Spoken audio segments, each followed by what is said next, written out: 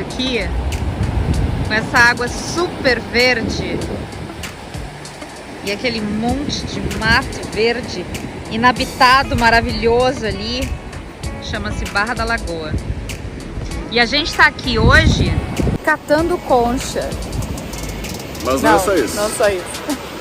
A gente veio conhecer o Projeto Tamar e apresentar para vocês também.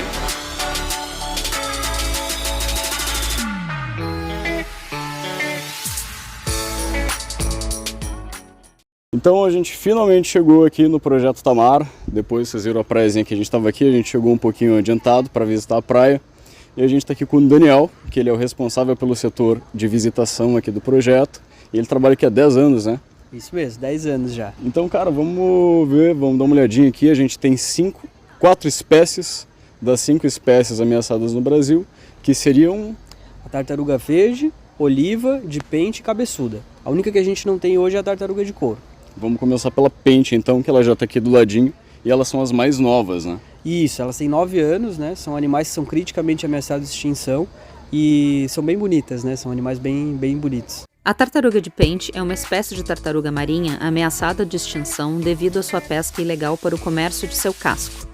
Essa atividade ocorre devido à alta demanda por produtos feitos com o mesmo, como pentes, óculos e outros acessórios. Atualmente, em seu status de risco internacional, essa espécie está classificada como criticamente em perigo, mas com os esforços do Projeto Tamar, hoje seu status de risco no Brasil é de apenas em perigo. O principal foco é acabar com o comércio ilegal e promover a conscientização sobre a sua importância. A gente começou com Atravessando Horizontes muito pensando em viagens e passeios, mas faltava alguma coisa. E agora, com a conscientização ambiental, com trazer esse conteúdo, trouxe muito mais sentido pra gente.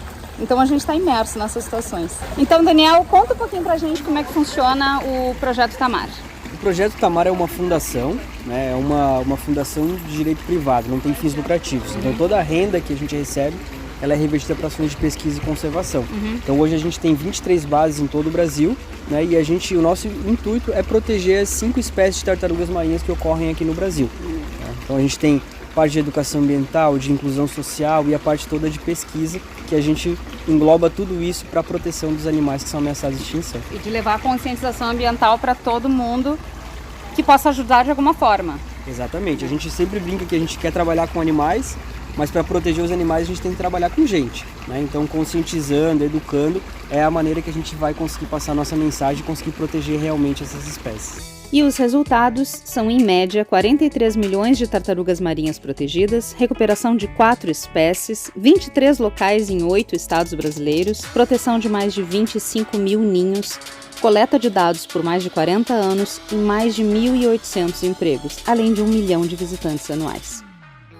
Então aqui a gente tem um quadro dos primórdios do Tamar, né? Do Projeto Tamar, com algumas fotos. Esse foi o primeiro grupo que criou o Tamar, é isso? Isso, na verdade o Tamar começou lá na década de 80, né? Um grupo de estudantes lá da Universidade Federal do Rio Grande foi fazer uma saída de campo lá no Atol das Rocas. E aí lá eles viram que existia o consumo de tartaruga, os pescadores comiam a carne, comiam os ovos. E aí depois eles ficaram 2 anos monitorando toda a costa brasileira para ver aonde tinha desova, para entender um pouquinho melhor o que acontecia com elas aqui no Brasil. Né? E aí que foram fundadas as primeiras bases do Projeto Tamar. Mas foi essa galera aí que começou aí o trabalho do Projeto Tamar. Tamar significa tartarugas marinhas. Exatamente. No início o projeto era Projeto Tartaruga Marinha, mas para colocar na anilha ficava muito grande. Então eles botaram Tamar para conseguir caber na anilha de Olha que legal. Que legal. Que a gente estava falando da questão da sustentabilidade do próprio projeto. Né? Hoje o Tamar, quando começou, né, identificou os principais ameaças, que eram o consumo de carne das fêmeas que vinham desovar, o consumo dos ovos. Né? E aí o Tamar teve uma grande sacada lá no início, que foi contratar os principais caçadores para trabalhar com a gente. Então hoje já está na 3ª geração desses primeiros pescadores, os filhos, os netos, são da comunidade, participam de programas sociais, do Tamarzinhos, né? Tem pessoas que fizeram biologia, depois trabalharam como técnico no Tamar. Até uma oportunidade para os filhos dessas pessoas também se envolverem desde cedo no projeto. Né? Exatamente. E aí, assim, o Tamar sempre busca trazer a comunidade para próximo da gente. Então, a nossa base aqui de Floripa é na Barra da Lagoa, Porque a Barra é a maior comunidade pesqueira da ilha. E a nossa ideia foi sempre trabalhar em parceria com os pescadores. Então hoje, quando cai uma tartaruga na rede dos pescadores parceiros aqui, eles ligam pra gente, a gente vai lá, pega ela, traz pra cá, vê se ela tá bem, marca e depois libera ela no mar. Que legal. Tamarzinhos é um exemplo notável de como podemos criar um futuro melhor por meio da educação ambiental e de iniciativas locais para a preservação do meio ambiente. É essencial que mais projetos como esse sejam criados e apoiados, especialmente em comunidades carentes, onde a conscientização ambiental ainda é uma pauta distante. Investir em projetos, como o Tamarzinho, é uma forma inteligente e eficaz de promover o desenvolvimento sustentável e a melhoria da qualidade de vida das populações locais. Ao agir localmente, podemos impactar globalmente e deixar um legado positivo para as gerações futuras. As tartarugas marinhas, elas geralmente desovam na mesma praia que elas nasceram. Né? Então, um animal que nasceu, sei lá, ali em Sergipe, ela pode sair daqui, vai às vezes lá para a costa do Senegal se alimentar, depois ela volta na temporada de desova para colocar os ovos. Né? Então, elas fazem essas migrações, geralmente buscando as áreas de reprodução ou áreas de alimentação também. Então aqui muitas vezes a gente pode ver uma tartaruga estrangeira passando pela costa do Brasil. Com certeza, pode Que vir legal. de outros lugares do mundo se alimentar aqui. Que legal. E elas são muito rápidas. São muito rápidas. Tem registro de um animal ali marcado em Sergipe que em menos de 3 meses foi encontrado lá no Senegal, na África. Atravessou o Atlântico. Né? Para quem gosta de arquétipo, acha que tartaruga é um bicho lento. Tá aí, ó. Não é não. Não é não. E aqui, essa questão dos lixos, o quanto prejudica? Como é que funciona? Elas acham que é alimento. Hoje a principal ameaça para as tartarugas marinhas é a pesca, industrial principalmente, né? Então a gente trabalha essa questão da conscientização na parceria com os pescadores, né? Mas o outro problema bem sério é o lixo, né? Então muitos animais chegam pra gente que ingeriram lixo, geralmente plástico. A gente fala muito do canudinho, mas a gente vê que a sacola plástica é um problema muito, muito sério também, né? Então a gente, ó, ali tem um canudinho também. Isso aqui são pedaços de lixo que a gente tirou de dentro de animais que morreram aqui com a gente. Ai, que coisa Né? triste. Então, o lixo ele é um problema público. A gente trabalha muito aí a conscientização, a educação dos alunos, das pessoas que passam por aqui. Né? Então a nossa ideia é justamente educar, conscientizar para que a gente consuma menos, recicle mais, né? E consiga diminuir o impacto que isso causa nelas lá no oceano. Porque isso também, afinal de contas, causa impacto na gente também. Exatamente. E a gente fala da tartaruga, mas a tartaruga ela é uma espécie bandeira, né? Que protegendo ela, Claro. falando dela, a gente está protegendo diversas outras espécies que convivem com ela também. Inclusive nós também, né? Exatamente. Parando de botar lixo no mar, todo mundo se beneficia.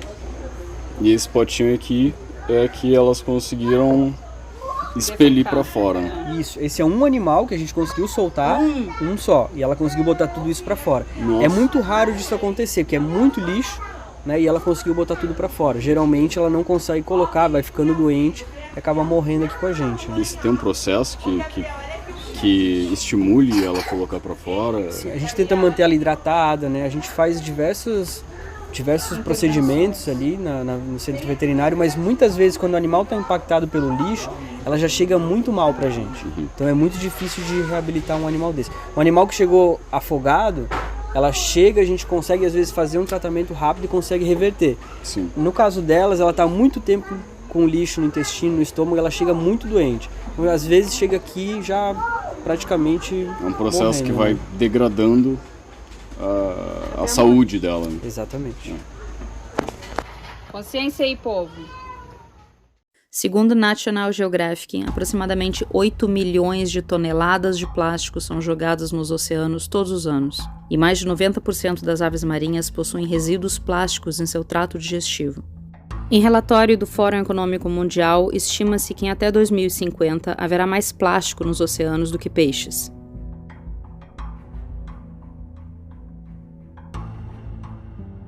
Em um depoimento, a ONU afirma que mais de 700 espécies marinhas são afetadas pelo lixo plástico, incluindo tartarugas marinhas, aves marinhas, peixes, baleias e golfinhos. Além do plástico, outros tipos de lixo, como redes de pesca abandonadas, causam a morte de cerca de 100 mil mamíferos marinhos todos os anos. Esses dados mostram a gravidade do problema e a necessidade urgente de tomar ações para reduzir e eliminar o lixo nos oceanos.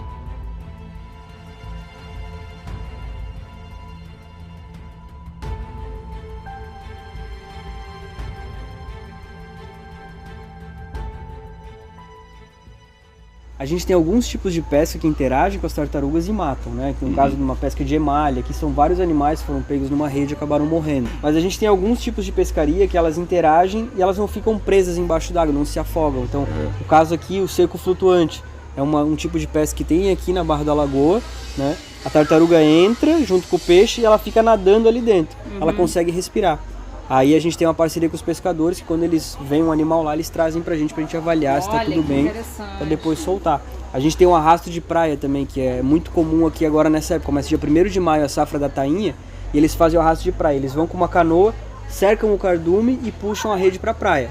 E aí puxa na mão mesmo, né? Então é muito rápido. Eles puxam pra areia e às vezes vem tartaruga junto. Eles já ligam pra gente, a gente vem. A Leandra, que é aqui do rancho da Atrevida, e o Chinho, que é do rancho do Saragaço. Caiu a tartaruga na rede, eles ligam pra gente, a gente vai lá buscar.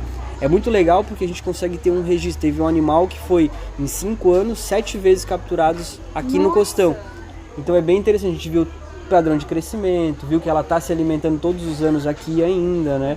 Então, se não fosse essa parceria com os pescadores, são informações que talvez a gente não teria. Todos os animais têm uma parte no ciclo biológico. Se a gente tirar extinguir com certeza vai desequilibrar. Um exemplo bem legal é a questão da pesca industrial com a tartaruga de couro. Né? O pescador, ele não gosta muito dela porque ela enrola no anzol, na rede, e às vezes ele não consegue puxar para o barco, tem que cortar e perde o pertrecho de pesca, ele perde dinheiro. Né? Só que a tartaruga de couro, ela se alimenta de água viva, geralmente. A água viva se alimenta de filhote de peixe. Olha só. Então diminui a tartaruga de couro, aumenta a água viva, não tem predador, diminui a quantidade de peixe e diminui. Quando a gente faz palestra para os pescadores, a gente conta isso, é muito legal, que às vezes a questão de não gostar dela é só por uma questão de não saber essa informação.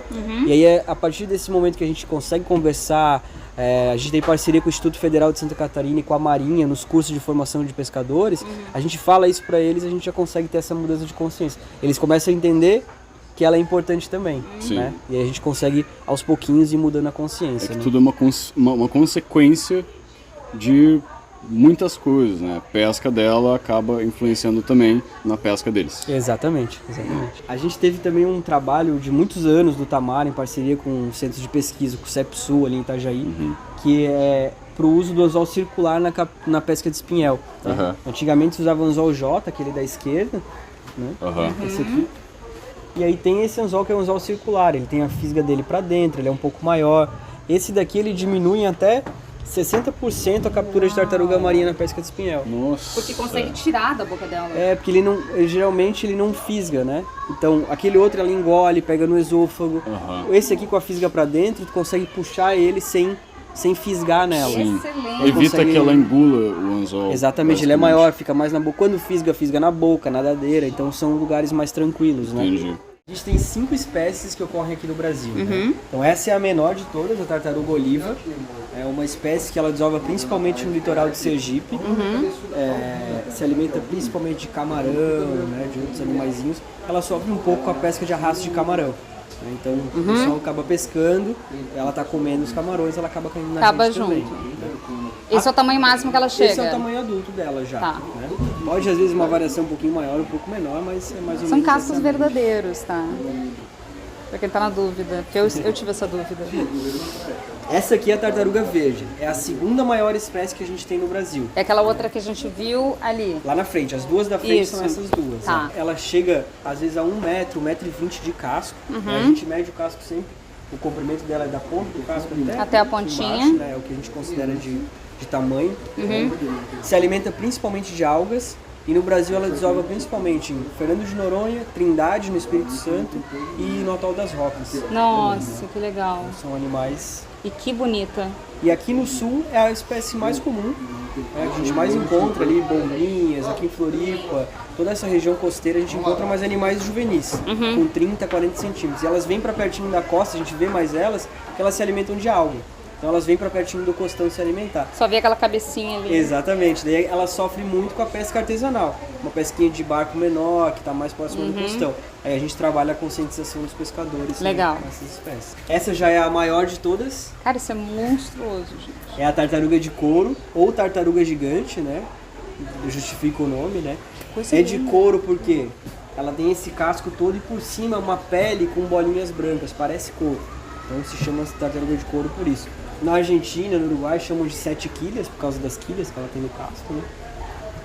Desova aqui no 7? Brasil, são 7, né? Ó, 1, 2, 3, 4. Tem mais uma lá no cantinho. Aham. E ela se alimenta principalmente de águas vivas e desova aqui no Brasil, principalmente em Regência, no Espírito Santo. Tá, e ela tem uma questão com a profundidade, né? Isso aqui protege ela. Ela mergulha uma profundidade muito maior que as outras, né? Então o casco dela é adaptado para isso. É um casco um pouco mais maleável. Então quando ela chega lá embaixo, a pressão da água aperta o casco dela e não quebra. Ai, que É uma legal. adaptação para esses mergulhos. Casco é o maior casco, tipo, senão é o tamanho máximo que ela chega. Não, tem registros maiores. E até 1 tonelada, né? Imagina o tamanho do tonelada. bicho. Incrível como um ser desse tamanho todo, um dia foi um bebezinho desses. E A gente já essa? tem a cabeçuda. Essa daqui tem registro de cascos maiores do que esse, né? É uma tartaruga mais carnívora, ela gosta de comer caranguejo, lagosta, animais mais crocantes. Por isso a cabeça é maior também. Ela tem E a uma mandíbula? cabeça maior para ter uma mandíbula mais potente, por conta desse hábito alimentar dela. Que maneiro. Essa é a cabeçuda. Interage muito com pesca industrial. A cabeçuda é a que a gente viu na outra, a maior. última. Tá. E essa, a tartaruga de pente. Que é aquela ali. Exatamente. Tá. Essa daqui é criticamente ameaçada de extinção. Se costumava antigamente, quando a fêmea subia para desovar, matava ela, às vezes para consumir a carne também, mas para tirar as placas do casco para fazer óculos, pentes, joias com o casco dela. Por isso o nome tartaruga de pente. E aqui a gente está no tanque da tartaruga cabeçuda. Isso, aqui a gente Que tem é? 2 tartarugas cabeçudas, né? Gigante. Essa é a maior que a gente tem aqui hoje. Não é a maior espécie, mas é o maior animal que a gente tem. Tá com mais de 100 quilos já e 33 anos. De todas as espécies que tem aqui, qual é a maior? A verde. A verde. A verde, aham. Mas ela é enorme, caraca. A verde chega. Essa daqui chega 1,36 m De casco. de casco. É só o casco. E a verde? A verde pode chegar, às vezes, até 1,5 m.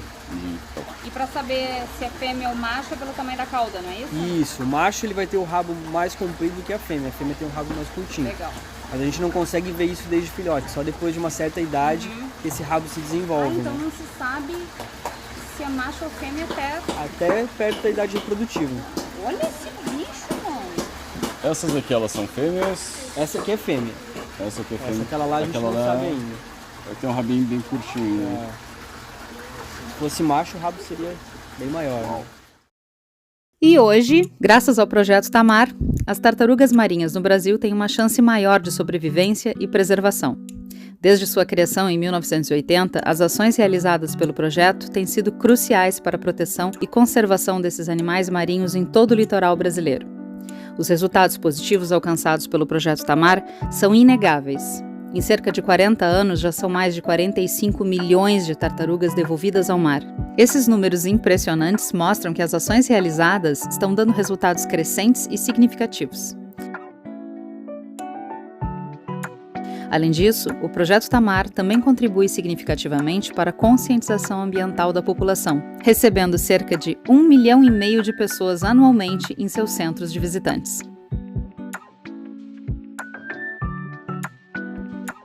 Através de atividades educativas relacionadas ao projeto, as comunidades locais e os turistas são incentivados a adotar uma prática de preservação ambiental, contribuindo para um mundo mais sustentável. Por meio de pesquisas, atividades educativas de conscientização e ações práticas de manejo e conservação, o Tamar se tornou uma referência internacional em conservação da biodiversidade marinha. Portanto, é essencial que continuemos a valorizar e apoiar o Projeto Tamar em seus esforços para conservar e proteger a vida das tartarugas marinhas.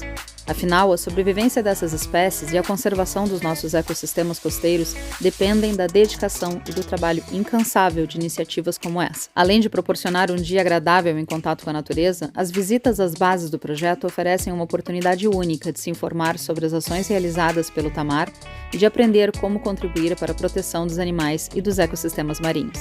E não se esqueça de passar pela lojinha do projeto. Lá você encontrará uma grande variedade de produtos, tais como camisetas, chaveiros, brinquedos, e os valores desses produtos são totalmente destinados à manutenção das atividades do projeto.